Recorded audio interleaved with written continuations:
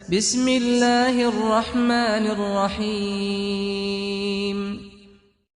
دوستو، آج کل کے نوجوان ایک حسین و جمیل عورت کو دیکھتے نہیں کہ اس پر فدا ہو جاتے ہیں اور مر مٹنے کو تیار ہو جاتے ہیں، جبکہ ہمارے نبی کے دور میں لوگوں کا ایمان یہ تھا کہ ان کے سامنے ساری دنیا کی خواہشات بھی رکھ دیا جائے تو وہ پھر بھی غیر محرم کی طرف آنکھ اٹھانے کی کوشش نہ کرتے تھے۔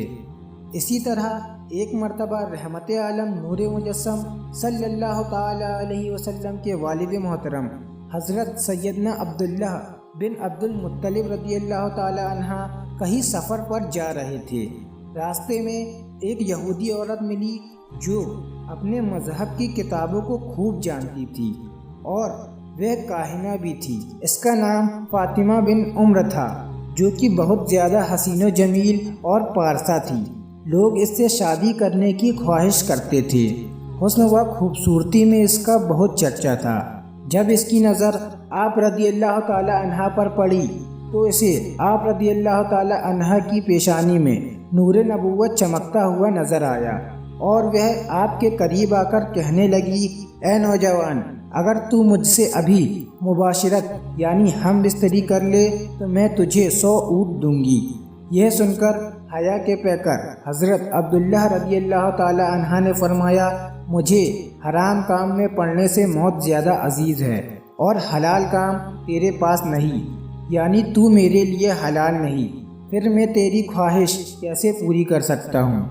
پھر آپ رضی اللہ تعالی عنہ گھر واپس تشریف لائے اور حضرت سیدنا آمنہ رضی اللہ تعالی عنہ سے صحبت فرمائی۔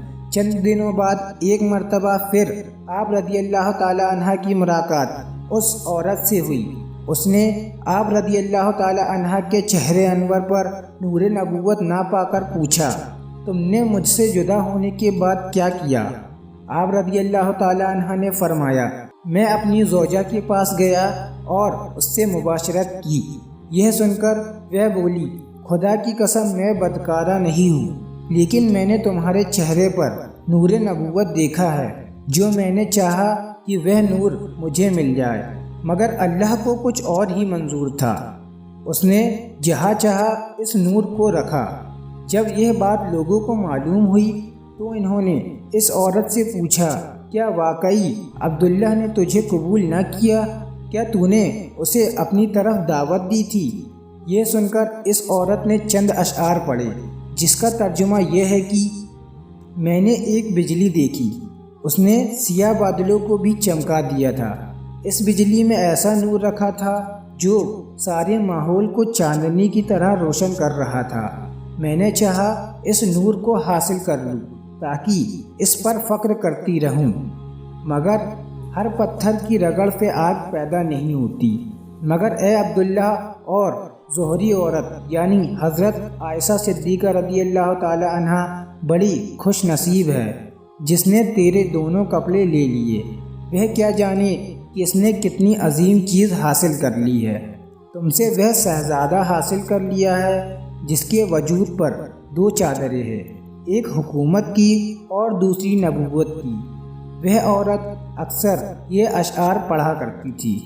دوستو، اس واقعے سے رحمت عالم نور مجسم صلی اللہ تعالی علیہ وسلم کی والد محترم حضرت عبداللہ رضی اللہ تعالی عنہ کی پاک دامنی کا بخوبی اندازہ لگایا جا سکتا ہے کہ ایک نوجوان کو حسین و جمیل مالدار عورت گناہ کی دعوت دے، اور صرف گناہ کی دعوت ہی نہیں بلکہ 100 اونٹ بھی ساتھ دے، لیکن پھر وہ غیرت مند اور حیا کا پیکر اپنی عزت کو محفوظ رکھنے کے لیے اس کی طرح بالکل بھی توجہ نہ دے اور اس کی دعوت کو ٹھکرائے، تو کیا یہ عمل پاک دامنی اور خوف خدا کی بہترین مثال نہیں ہے؟